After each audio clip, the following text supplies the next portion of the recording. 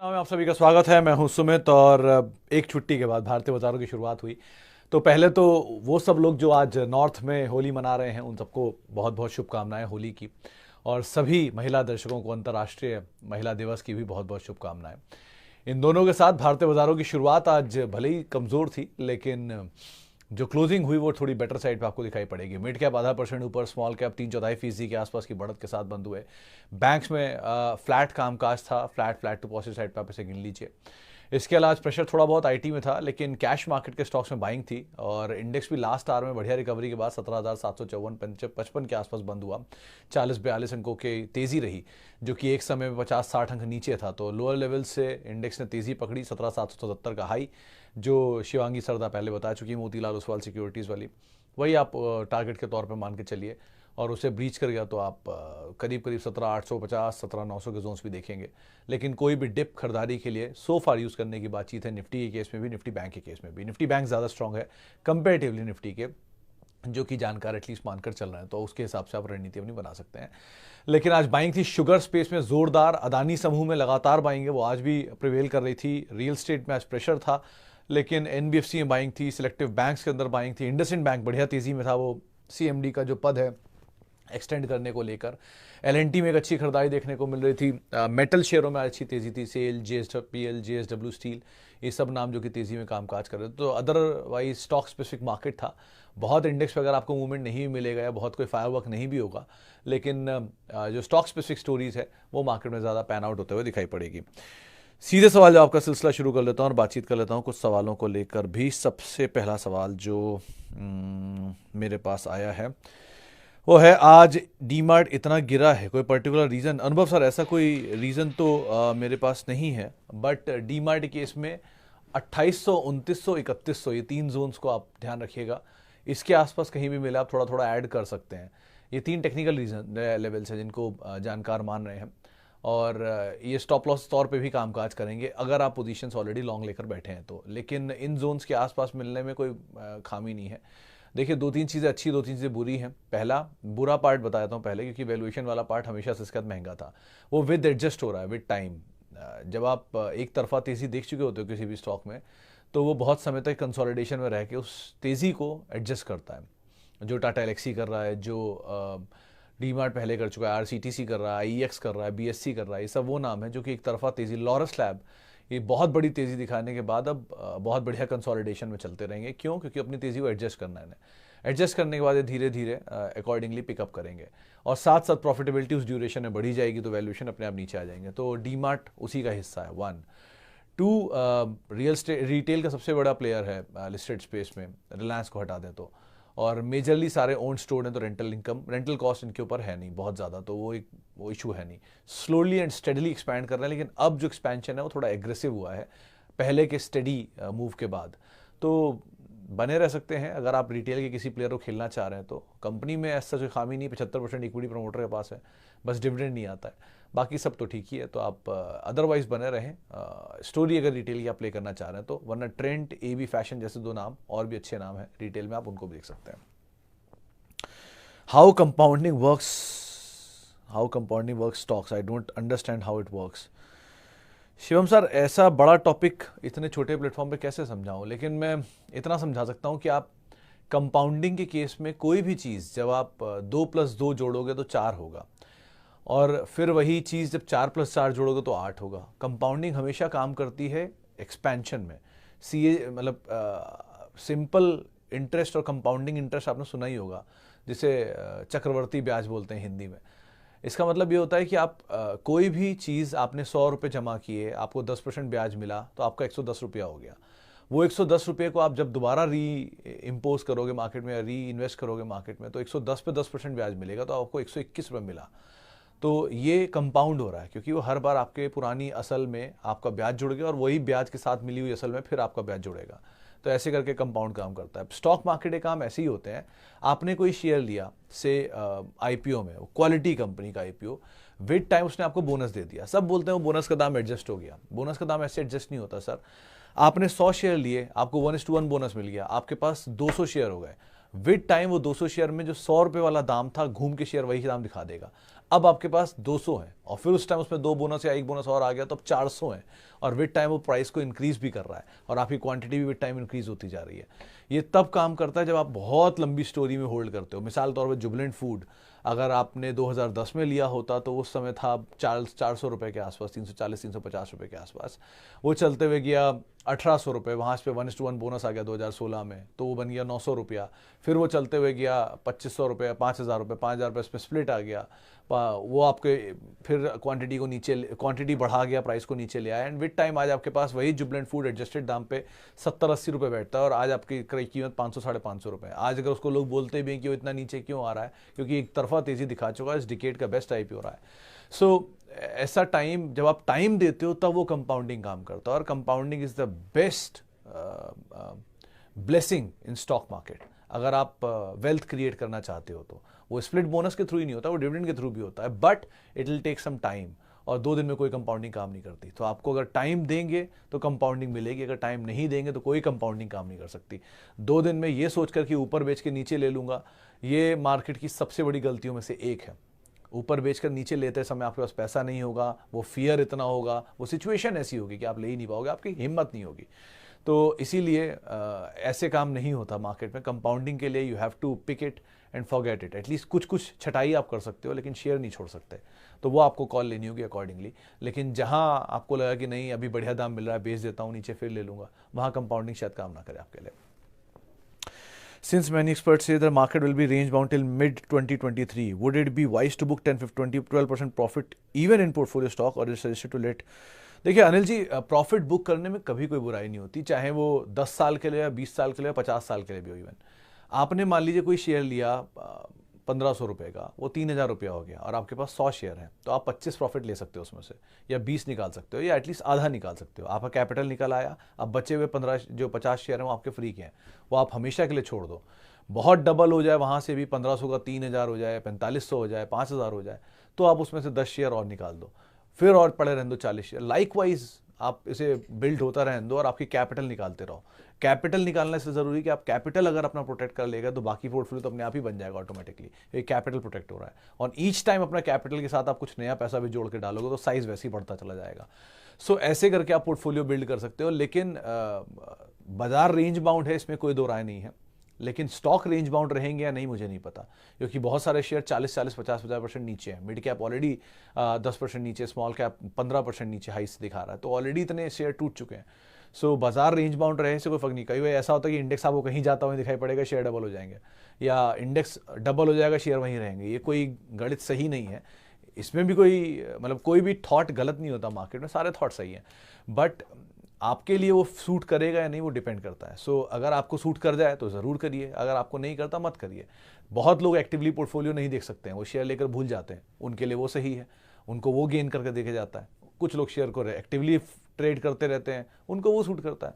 लेकिन जितना ज़्यादा आप बार बार अपने पोर्टफोलियो को देखेंगे उतना ज़्यादा आपका मन करेगा प्रॉफिट बुक करने का, उतना ज़्यादा रिग्रेट होगा हायर लेवल से शेयर के नीचे आने पर। सो अच्छे स्टॉक को अगर आपने ले लिया और आपने सोच लिया कि मेरा एक पर्पस है 20 साल बाद का कुछ करने का, तो उसके लिए ही छोड़ दीजिए, इंस्टेड उसको बार बार देखने के। ओके, आगे बढ़ते हैं। Abbott is an investment grade stock, but Shivam ji नीचे मिल जाए तो ज़्यादा बेटर है। और एबॉट से अच्छे अगर आप पिक करना चाह रहे हो तो इन्वेस्टमेंट ग्रेड में आप सनोफी को देख सकते हो, फार्मा में से डीवीज को देख सकते हो। ये ज़्यादा मतलब एबॉट भी ख़राब नहीं है, बट ये दोनों ज़्यादा बेटर पोजीशन है इस समय। सनोफी डिविडेंड के हिसाब से भी, और डीवीज तो ऑलरेडी नीचे आया हुआ है, तो अगर वो नीचे मिल जाए थोड़ा सा तो ज़्यादा बेटर है। डीवीज आपको घबराया हुआ इसलिए लग रहा है क्योंकि वो 600 रुपये से चला हुआ शेयर 5000 गया है, तो वहाँ से टूट के वो नीचे आया है। ठीक है, नीचे आया, आने दीजिए, नीचे सभी आते हैं, लेकिन नीचे के दाम पर अगर स्टेबल हो जाए कुछ समय तक 3000 रुपये पे, तो बेस्ट बाय 2800 रुपये के स्टॉप लॉस लेके। As per Basant Maheshwari sir, Bajaj Finance is good for 20% return, but as per Ambit Capital today's rating, its target is 5000 with sell call for low asset growth. Now what to do, buy or sell? Prasenjit sir, Basant sir, मतलब I have my highest regard for him. I literally have highest regards for him. I know him from so much time, और वो बहुत ही अच्छे आदमी भी हैं, बहुत अच्छे जानकार भी हैं। एंड लाइकवाइज एम्बिट से जो जानकार हैं वो भी बहुत ही बढ़िया जानकार हैं। तो ऐसा नहीं है इन दोनों में कोई गलती है, लेकिन आप ऐसे समझिए कि आप एक बीमारी के लिए होम्योपैथी, एलोपैथी और आयुर्वेद तीनों नहीं खा सकते ना। Either you have to take homeopathic, you have to take allopathy or you have to take ayurvedic. आपके हिसाब से आपको जो सूट करेगा आप वो लोगे। आप कमेंट्री पढ़ना चाहो सबकी पढ़ो, चाहे वो एम्बिट की हो, मोतीलाल ओसवाल की हो, शेर खान की हो, या जिस भी ब्रोकरेज की आपको अच्छी लगती हो। लेकिन आप टारगेट्स उनके मत देखो, बिकॉज उनके थॉट के हिसाब से अपना टारगेट बनाते हैं, उनके व्यूज़ के हिसाब से। उनके पीछे जो पहले का थॉट क्या था उस पर डिपेंड करता है। वो 7,000 तक बुलिश थे, घटा के उन्होंने 5,000 कर दिया, माइट भी, तो इसलिए उन्होंने घटाया हो, लेकिन उनकी कमेंट्री पॉजिटिव हो सकती है।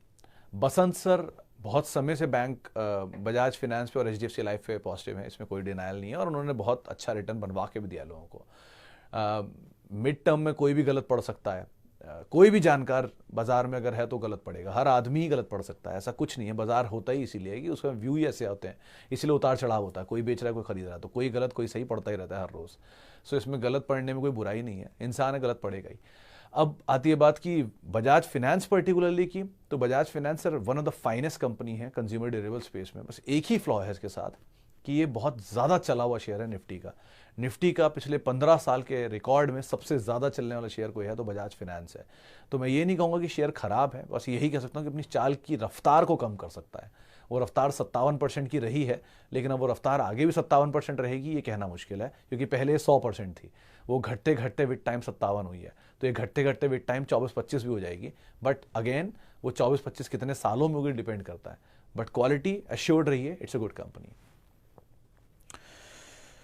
डीमार्ट पे बात हो गई, 3 stock with 15% return for next decade. Shivam sir कोई भी स्टॉक निफ्टी 50 का उठा लीजिए, मेरे ही ट्वीट में पड़े हुए हैं पिछले 15 साल के ऐसे शेयर, जो अभी से 10 दिन पहले मैंने शायद ट्वीट किया होगा, 20 दिन पहले ट्वीट किया था, जो best of the best companies हैं, best of the best business हैं, बेस्ट ऑफ द बेस्ट पिछले 15 साल के उनके रिटर्न है। आपको कुछ नहीं समझ में आता तो आप उनको उठा लीजिए, आंख बंद करके किसी लीडर को उठा लीजिए, आंख बंद करके किसी मोनोपोलिस्टिक डोमिनेंस वाली कंपनी को उठा लीजिए, बट 2-3 चीज़ों से एश्योर्ड रहिएगा। पहला मैनेजमेंट, दूसरा प्रोडक्ट, तीसरा प्रॉफिटेबिलिटी ग्रोथ। अगर ये 3 चीज़ें मिल रही हैं तो आप आराम से उसे पिक कर सकते हैं। बाकी सबकी अब से अपने अपने हिसाब से एपेटाइट होती है, कुछ डिविडेंड पसंद करते हैं, कुछ ग्रोथ पसंद करते हैं, कुछ एग्रेसिव जाते हैं, कुछ लोग तो सिन प्रोडक्ट भी नहीं लेते हैं।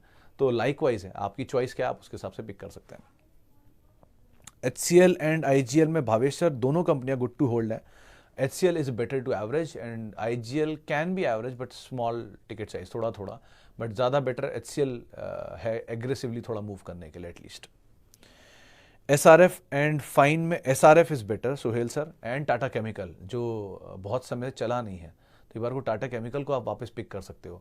चला था फिर वापस कंसोलिडेशन में आया, बहुत समय बाद नीचे देखा, कल मैंने देखा 1,000 रुपये के आसपास दाम है, 1200 का शायद हाई है। So better Tata chemical and SRF को आप रखिए, ज़्यादा बेटर है इन दोनों। फाइन कंपनी बुरी नहीं है बट नई है, तो थोड़ा कंपेरेटिवली ये दोनों ज़्यादा पुराने हैं। अदानी ग्रुप में सर एक ही चीज़ है कि बियॉन्ड प्रॉफिट चलते हैं, तो बियॉन्ड प्रॉफिट अभी भी वापस चलना शुरू हो रहा है। सो गिरने में भी कोई इन्होंने मतलब किसी को रिस्पाइट नहीं दिया, तबाही होती हुई नीचे गए, अब चलने में भी वापस ऐसे ही चल रहा है। सो जब बहुत ज़्यादा न्यूज़ फ्लो हो तो अवॉइड कर दीजिए, जब कुछ ना समझ में आया अवॉइड कर दिए, कुछ दिन बाद वापस अपने आप या तो महंगे मिलेंगे या सस्ते मिलेंगे, बट एटलीस्ट एक क्लैरिटी के साथ मिलेंगे। अभी क्लैरिटी नहीं मिलेगी, ऊपर नीचे मिलेंगे, फ़ायदा नहीं है। पिक करने लायक 3 स्टॉक हैं, Adani port, Ambuja and Adani Wilmer, जिनको आप देख सकते हैं, इनमें कैश फ्लोज हैं एटलीस्ट। क्रॉम्पटन कंज्यूमर से बेटर अलार्म सब आप CG पावर ले सकते हैं, वो एक बार को ज़्यादा बेटर पिक है। 2 कंज्यूमर ड्यूरेबल स्पेस में क्रॉम्पटन है और इंजीनियरिंग में CG पावर है। पहले एक ही ग्रुप के थे, अब अलग अलग ग्रुप्स के हैं, लेकिन वो वेल पोजीशन है। और इसमें आप पिक करना चाहते हैं कंज्यूमर ड्यूरेबल स्पेस में तो Havells and blue star and एक और नाम था वोल्टास, इनको आप देख सकते हैं AC थीम पर। क्रॉम्पटन ने रिसेंटली एक एक्सपेंशन किया तो मोमेंटम बेस्ड पिक है, बट एक दायरे में रहा है पिछले काफ़ी समय से, तो उसको आप देख सकते हैं। दीपक सर मदरसन में थोड़ा सा मैं डिफ़र करता हूँ हमेशा इस स्टॉक से, लेकिन हमेशा गलत भी पढ़ता आया हूँ, तो इसलिए मैं अपना व्यू रख देता हूँ। कॉल कैसी लेनी है वो आप अपने हिसाब से आप तय कर लीजिएगा। देखिए मेरा ऐसा मानना है कि ऑटो एंसिलरी स्पेस में सबसे ज़्यादा किसी, या ऑटो में इन टोटल सबसे ज़्यादा किसी स्टॉक ने रिटर्न दिया तो मदरसन है, 13 बोनस और 2 स्प्लिट के साथ। मतलब आप ऐसे समझिए कि अगर इसका IPO में आपने 10,000 रुपये लगाए होते तो कहीं आज 200 से 300 करोड़ रुपया होता। इस तरह का इसमें जर्नी बन चुका है। डीमर्जर भी आया एक, तो एक इक्विटी का बहुत मेगा डाइल्यूशन ये ऑलरेडी कर चुकी है कंपनी, बहुत बड़ी इक्विटी इन्होंने डाइल्यूट की है।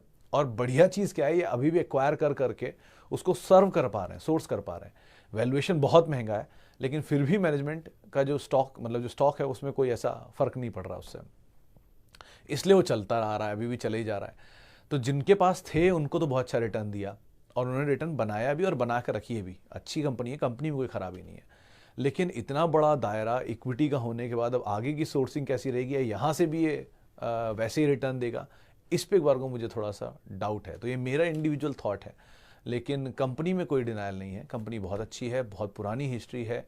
सहगल सर ने क्या मतलब क्रिएट की है हिस्ट्री इस कंपनी से रिलेटेड, उसमें तो कोई डिनाइल ही नहीं है। और one of the finest auto ancillary company है, सभी ऑटो मेजर्स को ये प्रोवाइड कराते हैं। बट अच्छी कंपनी और इस तरह की तेज़ी के बाद भी स्टॉक अच्छा रहे, इस पे आप एक बार को किसी से थॉट ले लीजिए, वो ज़्यादा बेटर है। मोमेंटम बेस्ड स्टॉक अगर आप खेलना चाहते हो तो आपके लिए बढ़िया रणनीति है। लॉन्ग टर्म स्टोरी के लिए एक बहुत बड़ी तेज़ी ऑलरेडी दिखा चुका है। बॉश एक अच्छा विकल्प हो सकता है अगर आप ऑटो इंसलरी के मेजर को ढूंढ रहे हैं तो। मुझे कितने साल हो गए मार्केट में सर? मुझे ऑलमोस्ट 17 साल 16 साल तो मैं एंकर ही कर रहा हूँ, तो जोड़ लीजिए उसके हिसाब से आगे। और 16 साल तो मतलब मैं आपको टीवी पे दिख जाऊंगा, तो बाकी तो हूँ इससे पहले से। L&T माइंडट्री, हाँ अच्छा, वो पिछले वाले वीडियो में L&T माइंडट्री को कंफ्यूज कर गया था L&T टेक से, तो उसके लिए मैं माफ़ी चाहूँगा। लेकिन L&T Infotech Mindtree and Coforge में किस शेयर को ऐड कर सकते हैं for 2 years? L&T Infotech Mindtree is a better bet. आज सुबह गाबा सर से बात हुई तो उन्होंने भी बोला था कि इसमें थोड़ा सा कंसोलिडेशन रहेगा, थोड़ा नीचे मिलेगा। तो अगर कंसोलिडेशन और नीचे मिल रहा है तो अच्छी बात है ना, नीचे आराम आराम से ऐड करिए। ज़्यादा strong parent L&T Infotech Mindtree है और ज़्यादा बड़ी एपेटाइट भी इसी की नए एडिशन के बाद, एक बड़ी कंपनी है, बड़ी एंटिटी बन के आई है सामने। सो ज़्यादा स्टेबल आप इसको फाइंड करेंगे। कोफोर्ज के केस में क्योंकि ब्लॉक ज़्यादा होते हैं और इक्विटी छूटती रहती है थोड़ी थोड़ी, तो एक बार को इसलिए बेटर यही है कि आप L&T इन्फोटेक माइंडट्री पकड़ लीजिए, वो ज़्यादा अच्छा विकल्प है at least. Difference between Timken and Schaeffler? Schaeffler is a better bet Anil ji, दोनों में। स्कैफलर बस एक ही कंसर्न है कि इक्विटी बड़ी छोटी है उसकी और वॉल्यूम बहुत थिन होते हैं। तो अगर वॉल्यूम वाले पार्ट को आप संभाल पाएँ, स्प्रेड वाले पार्ट को आप संभाल पाएँ, तो आप आराम से बने रह सकते हैं। Schaeffler is a better bet in comparison to Timken and स्कैफलर।